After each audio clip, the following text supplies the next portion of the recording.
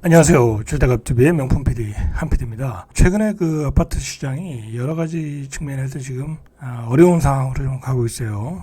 점점 하락 신호를 지금 보내고 있는데 어떤 그 시장이 앞으로 전개가 될지, 어떤 하락 신호가 나타나고 있는지 한번 우리가 살펴보겠습니다. 제가 최근에 이제 초점을 맞추는 것은 다주택자들이에요. 다주택자들이 하락 시장에서 어떻게 대응을 할 것인가라는 측면에서 말씀드리니까 참고하셔가지고 대응을 하시면 될 것 같아요. 자, 우리가 지금 시장에서 이제 논쟁이 되고 있는 게 아직은 하락의 국면이 아니다. 어떤 반대편에서 하락 신호가 분명히 나타나고 있다. 정부도 또 그렇게 이야기하고 있고, 우리 그 부동산 업계 전문가들, 어떤 영향력 있는 전문가들, 교수님들, 블로거, 그런 분들 중에 핵심 인플루언서라고 그러죠. 자, 그런 분들은 아직은 아니다. 한 2023년 정도 가야 본격적인 하락이 나타날 것이다. 특히 서울 수도권에 아직 공급 물량이 모자르고 2022년도에는 전셋값이 폭등할 여지가 분명히 있기 때문에 본격적인 하락 국면은 아니다라고 이야기를 해요.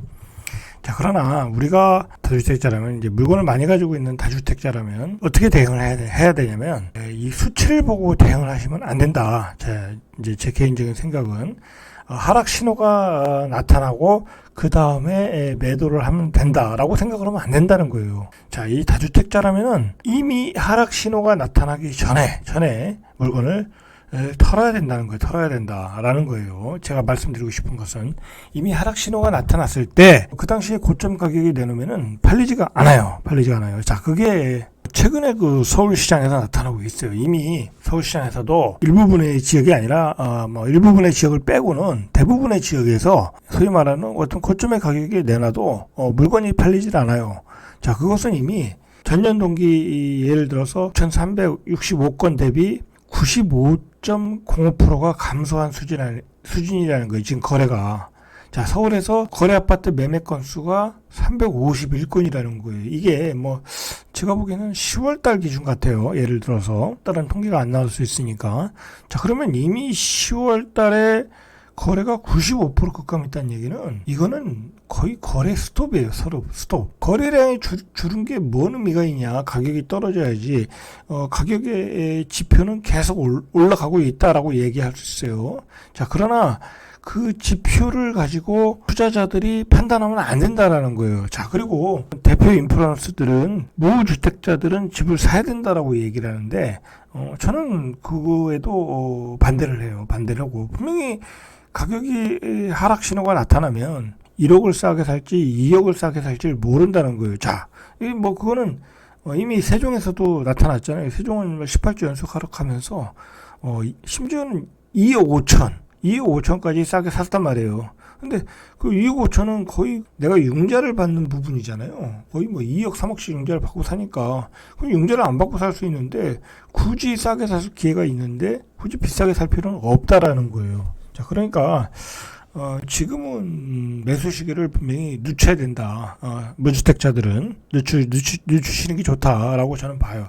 그게 설령 하락이 안 나타나더라도 어떤 여기서 상승을 크게 할 일도 별로 없고, 가격이 보합세를 이룰 수는 있어요. 한 1, 2년 더. 그리고 중요한 거는 다주택자 입장에서는 지금 보시다시피 거래 건수가 95%가 급감하는 시기다.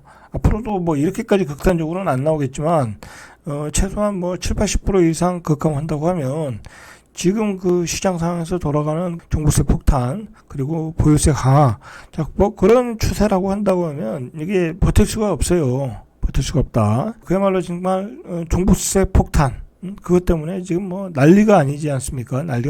울고불고 난리가 났어요, 지금. 자, 그런 상황이기 때문에 지금 다주택자로 가는 것이 쉽지 않은 상황이라는, 일단 한번 그 통계 수치를 보시죠.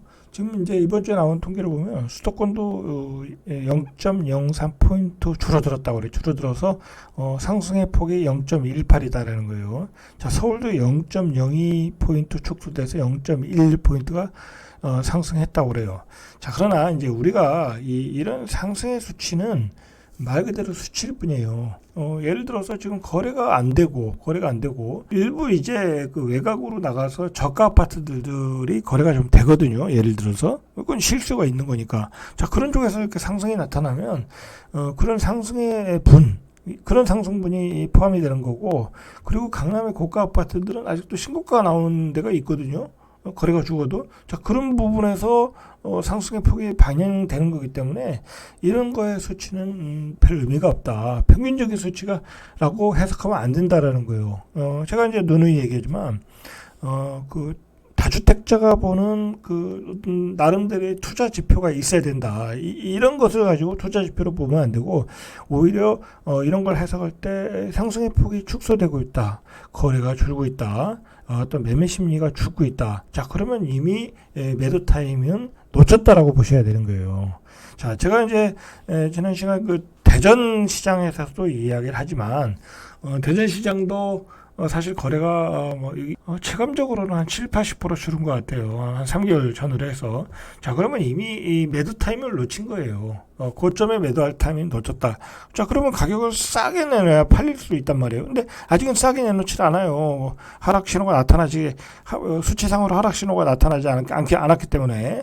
자, 그러나 누군가가 거래가 안 된다고 하면 5, 6개월 간다 보면 누군가가 급매물로 내놔요. 그러면 또 그게 하락 추세로 가게 되는. 어쨌든 결과적으로 지금 실질적으로 거래가 안 된다. 자, 그리고 같은 기간 전세 거래 건수도 3,877건으로 51%가 줄었다. 자, 전세도 줄고 있다. 매매도 줄고 있다. 자, 이 매매 수급 지수라는 게 어떻게 보면 가장 중요한 지수 중에 하나예요. 26일 한국부동산원의 서울 아파트 매매 수급 지수를 보면 서울이 98.6. 그러니까 100이 깨진 거예요. 지난주에 99.6이었는데 2주 연속 기준선인 100을 밑돌았다. 자, 100을 밑돌았다는 것은 앞으로 지금까지는 매도자 우위 시장이었다라는 건데, 매도자 우위 시장에서 매수자 우위 시장으로 바뀌고 있다라는 거예요. 이제 시장 가격을 결정하는 것은 매수자라는 거예요. 자, 경기도 아파트 매매 수급 지수도 100.1. 자, 거의 이제 100. 이제 다음 주 되면 이제 떨어질 수 있겠죠. 자, 수도권 이외 지역에서도 부산 아파트가 매매 수급 지수가 100 이하 99로 떨어졌다. 자, 부산 아파트도 이미 매도 타임을 놓쳤다라는, 이미 현장에서는 매수자 우위 시장으로 전환하고 있어요. 자, 그만큼 이 수치가 후행적으로 나타나고 있다라고 봐야 돼요. 거래가 안 된다는 게 뭐예요? 결국 매수자 우위 시장이라는 거예요. 자, 그 매물이 증가를 한다는 것은 가격이 떨어질 수 있는 강한 신호이거든요. 이게 매물 팔려고 내놓는 매물이 안 팔리면 결국 급매물로 내놔요. 3개월 있다 안 팔려면 또 매물이 싸게 나오고, 6개월 있다 안 팔리면 또 싸게 나오고. 왜냐면 그걸 팔아야 되는 상황이 있거든요. 내가 대출 이자가 자꾸 올라가고, 그리고 세금 때문에 팔아야 되는 상황이기 때문에 급매를 날리는 경우가 있더라는 거예요. 자, 그래서 이 매물의 증가의 폭은 증가되는 것은 아주 우리가 예민하게 받아들일 필요가 있어요. 부동산 빅데이터 업체 아실에 따르면 이날 기준으로 서울 아파트 매물은 44,942건으로 3개월 전보다 15% 늘었다. 자, 이 기간 매물이 20% 이상 늘어난 지역들이 바로 노원구, 도봉구, 강북구, 강서구, 구로구, 중량구. 자, 이런 지역들이 어떤 지역이에요? 서울의 그 어떤 중간 아파트들이잖아요. 자, 이런 지역에서 매물이 늘고 있다라는 거예요. 이제 세금의 부담 때문에, 대출 이자의 부담 때문에 자, 이렇게 매물이 늘고 있다. 20% 이상 늘고 있다. 자, 이거는 앞으로 가격이 떨어질 수 있다라는 어떤 선행 지표로 해석을 하시면 되는 거예요. 우리가 이 가격을 떨어질 수 있는 신호를, 매물이 쌓이고 있다. 자, 그런 신호도 어떤 시장 내적인 요인이에요. 시장 내적인 요인. 그러면 시장 외적인 요인, 시장 환경적인 측면에서, 어떤 정책적인 측면에서 어떤 조건들이 시장을 압박하고 있나라는 것을 우리가 파악을 할 필요가 있어요. 자, 그게 중요한 거니까. 예를 들어서 지금 기준금리를 두 번 올렸잖아요. 저 1%, 0.5%에서 두 번 올려가지고 1% 시대가 됐어요. 자, 1%가 되다 보니까 주담보금리가 한 뭐 최대 6%까지는 아니고 한 5.1%까지 상승을 하고 있더라는 거예요. 자, 신용대출도 5%. 자, 우리가 이제 연끌을 해서 사다 보면 주담보금리 플러스 신용대출을 받아서 샀거든요. 자, 이제 5%를 잡고 대출을 받아야 된다. 연끌해야 된다. 자, 이거 얘기가 틀려지는 거예요. 그렇게 되면 우리가 2.5%로 받다가 5%가 되면 이자를 2배를 받아야 된다. 갚아야 된다. 자, 이자만 갚는 게 아니라 DSR 적용하니까 원리금 상환되기 때문에 그 부담이 커진다. 자, 그러면 매수세가 줄어들 수밖에 없다. 자, 기준금리 인상은 결국 매매 수급 지수를 떨어뜨릴 수밖에 없는 요인이다라고 보셔야 돼요. 그리고 지금 계속 정부는 금리를 올리는 추세이고 지금 뭐 세계 경제가 인플레이션 때문에 엄청난 고통을 받고 있거든요. 그냥 미국이 무대포로 그냥 달러를 풀어대고 뭐 자국의 경제를 살리기 위해서 그러다 보니까 그게 후진국 그 외에 다른 그 신흥 국가들이 아주 큰 고통을 받고 있어요.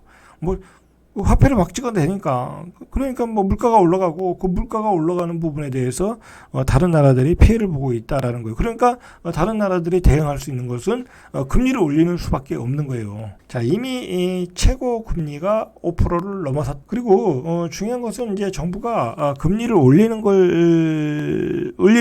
거와 더불어 지금 전방위 대출 규제를 하고 있어요. 자, 대출 규제.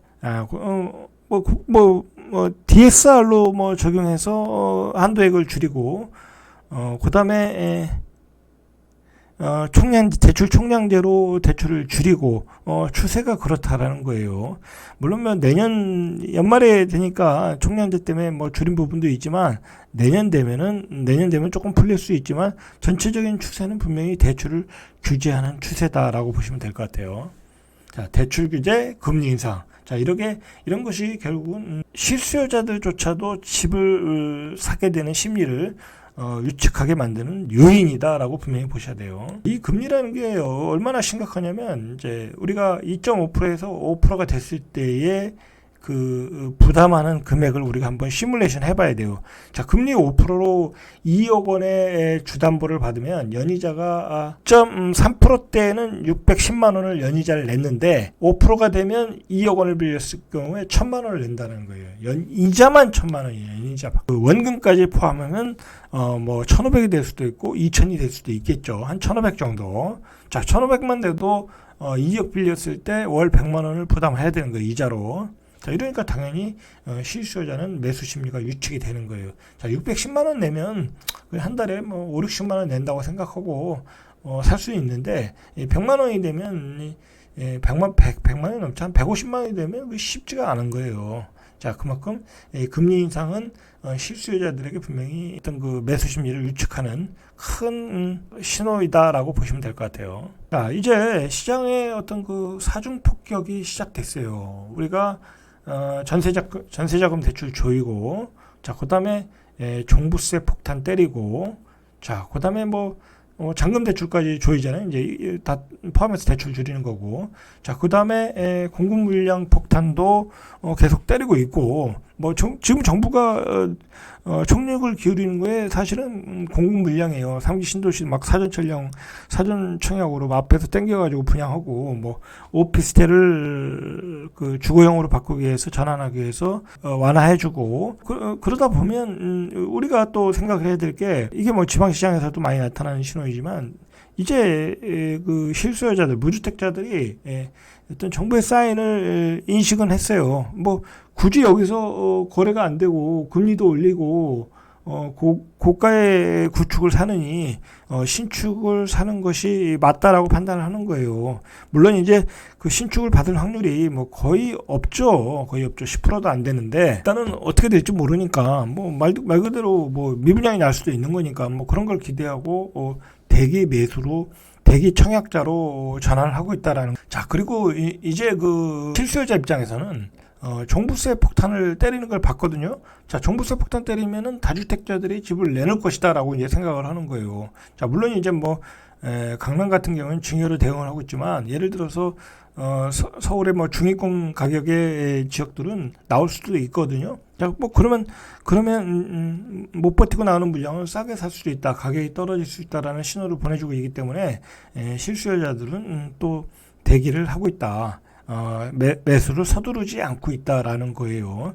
자, 그리고 정부 입장에서 또 가장 결정적으로 목을 조이는 게 뭐냐면 전세자금 대출을 조일 것이다라고 대책을 마련했었어요. 자, 그러나 이제 대선을 앞두고 이게 난리가 났었잖아요. 그리고 문재인 대통령도 이거는 좀 유보를 해야 된다라고 해서 어떤 조금 유보된 상태이지만 대선 이후로도 이 전세자금 대출도 어떤 방법으로 뭐 DSR을 적용해서라도 규제할 수 있을 것이다라고 이야기를 하고 있어요. 그리고 지금 실제로 시장에서 금리가 올라가다 보니까 전세가 잘 돌질 않아. 금리 인상 효과만 가지고도 전세의 움직임이 벌써 유축이 됐더라는 거예요. 실제로 예를 들어서 전세로 사시는 분들도 다 대부분이 그 70-80% 전세자금 대출을 받는 거잖아요. 그러니까 그게 다 이자 부담이 클 수밖에 없기 때문에 결국은 전세가 잘 안 나가더라. 전세 상승이 잘 안 되더라는 거예요. 안 되더라. 자, 전세 가격이 상승이 안 된다는 얘기는 매매 가격을 자극하지 않는다는 얘기예요. 이게 아주 결정적이거든요. 정부가 그걸 알기 때문에 그 맥을 거기서 잡은 거예요. 전세 대출을 조이면, 그리고 금리를 올리면 전세 가격이 떨어질 수 있다. 예를 들어서 전세 살 사람이 월세 살면 되거든요. 월세는 잘 안 오르거든요, 그게. 자, 그러다 보니까 그런 게 시장에서 효과가 나타날 수 있다라고 보는 거예요. 박상하 의원실에서 뭐 제공했다는 자료인데, 실거래 자료예요. 이게 10월달 실거래 자료인데, 이게 뭐 쭉 보시다시피 서울에 있는 아파트들인데, 대부분이 가격이 떨어지고 있더라는 거예요. 실제로 요즘 최근에 기사들이 얘기를 해요. 몇 천만 원씩, 심지어는 1억씩 떨어지고 있더라. 아직 수치상으로는 매매 지수가 상승 수치로 나오지만, 전체적으로 평균적으로는 수치가 나오지만, 서울의 주요 아파트들은 가격이 하락으로 이미 전환을 했더라라는 얘기예요. 자, 그러니까 일단은 가격은 안정세를 찾고 있고, 기간을 두고 우리가 이 추세를 지켜볼 필요가 있다라는 거예요. 제가 얘기하는 것은. 그리고 이런 거 봐도 이미 서울의 다주택자들은 이미 고점에 매도할 타임을 놓쳤다고 제가 이야기를 드리는 거예요. 자, 일단 제가 오늘 말씀드리는 주제는 이 하락 반전에 대비를 하셔야 된다는 거예요. 이미 투자자라면 이미 이 투자자는 남들보다 일찍 움직여야 돼요. 지표상으로 수치가 하락을 나타날 때 움직이면 이미 늦어요. 투자자들 얼마나 많은 주택을 가지고 있습니까? 그때 신호가 나타났을 때 이미 늦는다. 지금 거래량이 이미 95%가 줄었다고 하잖아요. 이미 늦는다라는 거예요. 자, 세종 같은 경우도 이제 한 번 하락 전환하니까 18주 연속 하락이에요. 18주 연속 하락. 최근에 세종도 하락 전환을 하니까 심지어는 정말 2억까지 떨어진 아파트가 있더라는 거예요. 왜냐면 하도 많이 올랐으니까 2억은 쉽게 떨어지더라는 거예요. 마찬가지죠. 서울 경기도 수도권도 앞으로 우리가 얼마나 많은 주택을 공급을 했어요, 사실. 그리고 얼마나 많은 투자자들이 들어갔어요. 자, 그러면 서울도 1억, 2억씩 떨어지는 아파트들이 나올 수 있더라는 거예요. 자, 대구도 이제 2주 연속 하락으로 들어갔고, 공급 물량이 쏟아져 나오니까. 자, 그리고 대전도 제가 이제 다음 하락 지역은 이제 대전이라고 얘기를 했는데, 대전도 이제 이미 거래량이 급감을 했어요. 이제 매물이 쌓이고 하락으로 전환을 타임만 남은 거예요. 자, 우리가 그 다음에 어디냐? 인천시장도 이제 조심하셔야 돼요. 인천도 분양 물량도 많고 내년에 공급 물량도 많고, 그리고 많은 투자자가 들어갔어요. 이미 인천도 고점에 내놓으면 쉽지 않을 거예요, 매매가. 자, 이미 타임을 놓쳤거나 아니면 지금 내놓거나, 자, 그럴 타임이에요. 자, 이제 시장에 투자자는 없다고 보셔요. 투자자 유입은 차단됐고, 갭 투자도 이제 급감을 하고 있어요. 지금 전세 대출을 쪼이기 때문에 전세값이 올라가지 않으면 갭 투자 들어갈 수가 없어요. 오히려 지금 갭 투자하신 분들이 굉장히 어려운 상황으로 갈 수 있어요. 지금 전세가 잘 나가지 않고 있거든요, 전체적으로. 자, 그러면 이제 역전세가 나올 수 있어요. 사실은 이런 갭 투자 다주택자들의 물건이 나와야 가격의 하락폭이 커질 수가 있어요. 자, 자, 그런데 그런 조짐이 보이고 있더라라는 거 보이고 있더라. 지금 시장은 전체적으로 지방부터 하락을 하고 있다. 세종, 대구, 그리고 그 다음에 대전이 될 수 있다. 자, 그리고 어떤 지역들, 부산도 이미 제가 보기에는 매매 수급 지수가 죽었다. 그럼 부산 같은 지역도 조금 이미 매도 타임을 놓칠 수 있어요.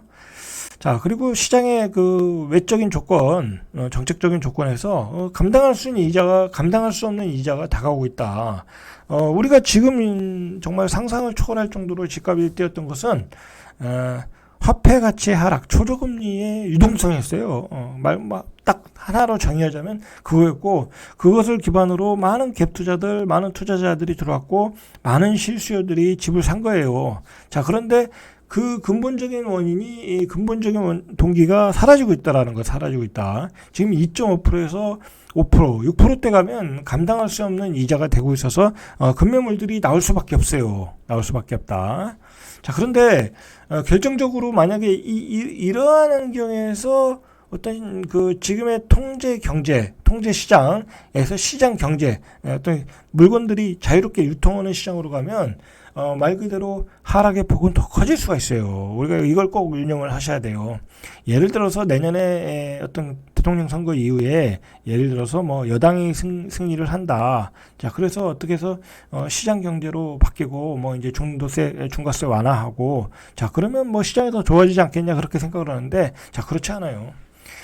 시장 경제로 가면 말 그대로 중과세 때문에 못 팔았던 물량들이 얼마나 많겠어요. 종부세 세금을 내야 되고, 자, 그러면 많은 물량들이 시장으로 쏟아져 나올 수 있어요. 그러면 시장은 급격하게 안정을 찾을 수가 있다라는 거예요. 그러니까 지금은 하락의 요소들이 많다. 아무리 봐도 하락의 요소가 많다. 자, 우리가 부동산의 최고 전문가들이 아직은 상승을 한다, 뭐 그런 얘기를 하고 있지만은, 그러나 시장은 분명히 하락의 신호를 많이 보내고 있어요. 그리고 제가 계속 얘기하지만 주택을 가지고 있는 분들이라면 남들보다 먼저 대응을 해야 되는, 수치상으로 하락이 나타난 다음에 대응을 하면 늦을 수 있다라는 얘기고, 결론적으로 무주택자도 분명히 싸게 살 타이밍이 오는데 굳이 여기서 비싸게 살 타이밍은 아니다라는 얘기예요. 자, 오늘은 여기까지. 이상 절대값TV의 명품 PD 한 PD였습니다.